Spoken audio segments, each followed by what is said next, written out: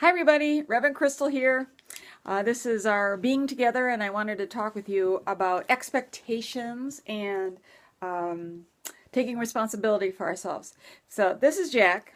Jack is my 14 and a half, 15-year-old dog who is a pretty mild-mannered dog. He's a very loving, sweet dog. But yesterday we had a pretty severe altercation.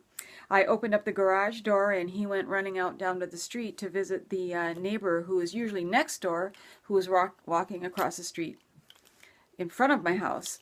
And as I walked out the door, I looked down the street and I saw that there was a truck quickly approaching.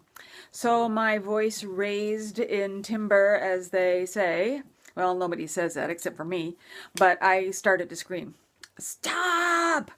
Jack, stop!" And I probably caused blood-curdling alarm in the whole neighborhood, didn't I? And Jack paid no attention to me whatsoever. But I think the truck driver must have heard me, because he stopped, and after a few sparse words, I got Jack back into the house and was quite angry with him for a long time. And he long past when he was done with it. But I was mad. But I was also angry with myself because it was my responsibility to keep this guy safe, right? And it's also my responsibility to work with him more, because he should mind me when I am alarmed like that. So those are my responsibilities. And I could say, well, he's 14 years old and he's stuck in his ways and all that kind of stuff. And I didn't raise him from, yeah, I mean, I could give any number of excuses. So this did get me to thinking later about, what is my responsibility, and what a waste of time it is for me to blame him for something that I should have taken care of. So I was thinking about, in relationships in general, how we can often do that is that we blame somebody else for not understanding us, not anticipating what our needs are, not understanding us, not doing what we think that they should do, not making us happy, etc., etc., etc. When, if we really look at it, what's most likely going on is that we're not communicating what it is that we need, or we've got expectations, we've got these shoulds that are bouncing around in our head.